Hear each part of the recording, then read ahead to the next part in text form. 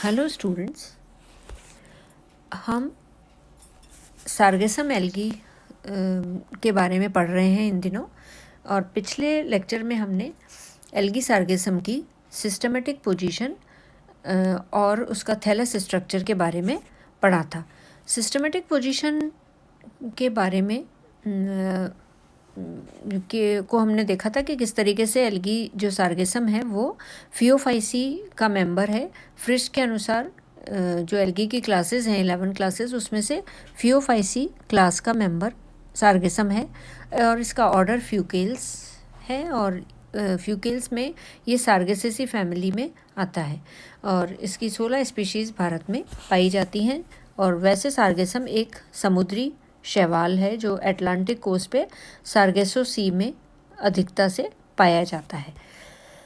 Sargassum के thallus के external features के बारे में हमने पढ़ा था कि हमने ये देखा था कि इसके जो मेन एक्सिस है वो एंजियोस्पर्म प्लांट की तरह है और इस पे जो प्राइमरी लेटरल्स लगे हुए होते हैं और इन प्राइमरी लेटरल्स पे कुछ लिमिटेड ग्रोथ की ब्रांचेस निकलती हैं जो फ्लैट होती हैं, लीफ लाइक होती हैं, जिनको हम कॉमनली लीफ भी कहते हैं।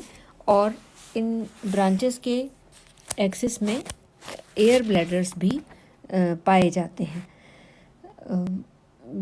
जो लीव्स होती हैं उनके एक्सिस से जो प्राइमरी लेटरल्स हैं उसमें कुछ रूडिमेंट्री एक्सिलरी ब्रांचेस होती हैं और अपर पोर्शन में कुछ एक्सिलरी ब्रांच सिस्टम भी पाया जाता है जो बहुत ज़्यादा ब्रांचिंग वाला सिस्टम होता है जिसमें रिप्रोडक्टिव ऑर्गन्स डेवलप होते हैं। और एक्सिलरी ब्रांच के कुछ जो मेंबर्स में एक्सिलरी ब्रांच में बेसल पोर्शन में जो उनके बेसल पोर्शन होता है वो ग्लोबुलर या स्फेरिकल होके एयर ब्लैडर्स में बदल जाता है जिसमें एयर भरी हुई रहती है। कुछ गैसेस होती हैं, कार्बन डाइऑक्साइड है, ऑक्सीजन है, नाइट्रोजन डाइऑक्साइड है, ये गैसेस उसमें पाई जाती हैं। और ये एयर ब्लैडर्स जो है इन पौधे को एल्गी को बायोंसी देते हैं, समुद्र में तैरने में मदद करते हैं। अगर हम इंटरनल स्ट्रक्चर की बात करें तो यहाँ पे जो 3 पार्ट मुख्यतया हैं, एक तो मेन एक्सेस, दूसरा जो लीफ लाइक ब्रांचेस हैं, ब्रांचेस ऑफ लिमिटेड ग्रोथ, और तीसरा जो एयर ब्लैडर्स, इसमें स्पेशल स्ट्रक्चर्स पाए जाते हैं, उनके इंटरनल स्ट्रक्चर के बारे में हम आज पढ़ेंगे। तो ट्रांसफर सेक्शन में अगर हम देखें तो मेन एक्सिस जो है वो ऑलमोस्ट सर्कुलर दिखाई देती है। जो ए डायग्राम है यहाँ पे हम उसकी बात कर रहे हैं जिसमें मेन एक्सिस जो है वो ऑलमोस्ट सर्कुलर है आउटलाइन में और ये 3 भागों में विभक्त है। सबसे बाहर की तरफ मेरिस्टोडर्म पाया जाता है, बीच में इसमें कॉर्टेक्स होता है और इंटरनल जो सबसे बीच में हिस्सा है वहाँ पे उस रीजन को मेड्यूला कहा जाता है।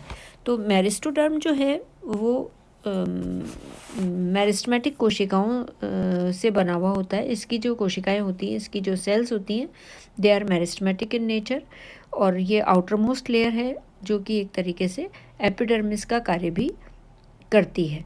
ये कॉम्पैक्टली अरेंज्ड कुछ कॉलमनर सेल्स जो ऐसी लंबी सेल्स हैं, खंभाकार सेल्स हैं, उनसे मिलके बना हुआ होता है और ये सेल्स बहुत पास में डेंसली पैक्ड होती हैं और इनमें क्रोमेटोफोर्स और रिजर्व फूड मटेरियल फ्यूकोजन पाया जाता है।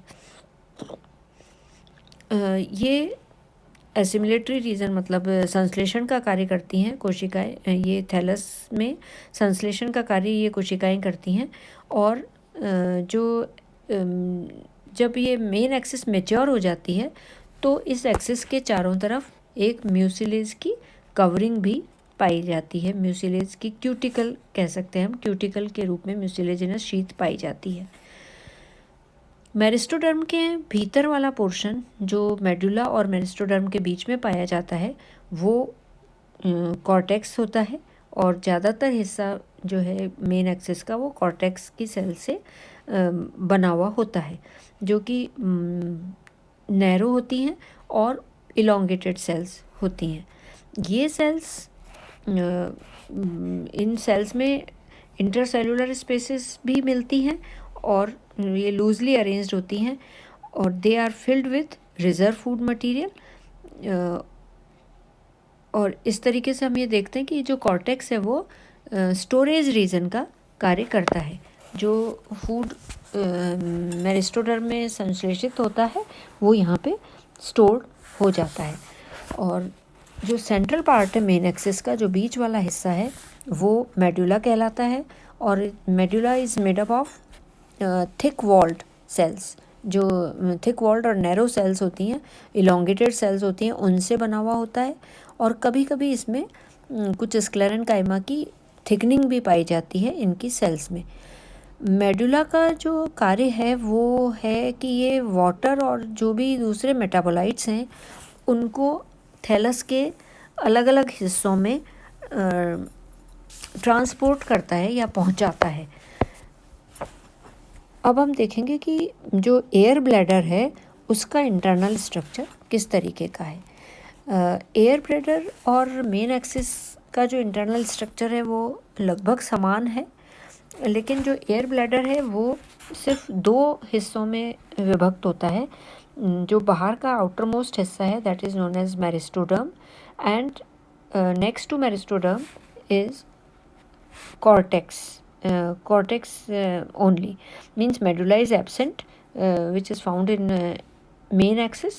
It is absent in air bladder, क्योंकि ये एयर ब्लैडर हैं, खोखले होते हैं, अंदर इसमें गैस भरी हुई होती है, इसलिए इंटरनली इसमें ये सेल्स जो हैं वो नहीं पाई जाती।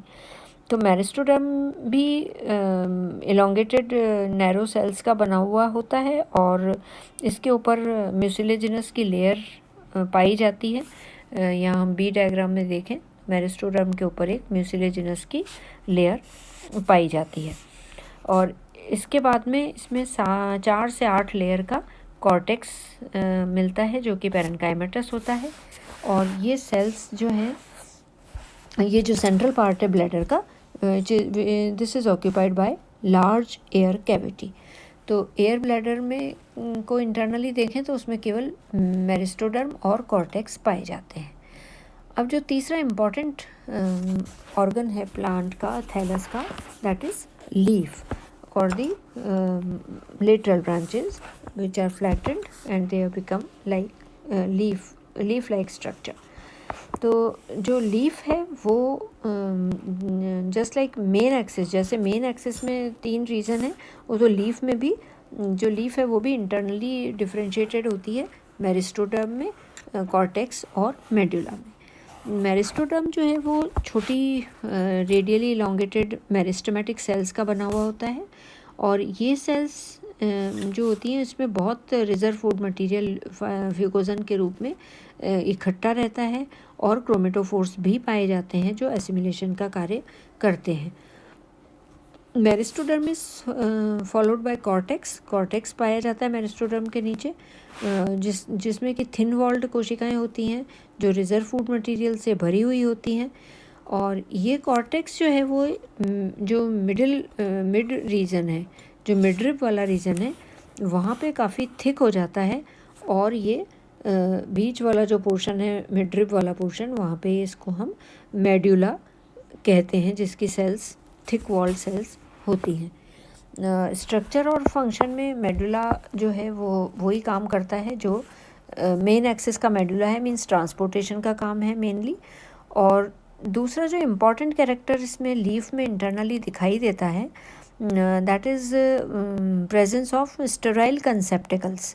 जो लीफ की सरफेस है उस पर दोनों तरफ, अपर और लोअर साइड में, ये कुछ फ्लास्क नुमा रचनाएं पाई जाती हैं जिसको cryptostomata, they are not stomata, they are cryptostomata और द क्रिप्टोब्लास्ट, और it is also known as sterile कंसेप्टिकल्स।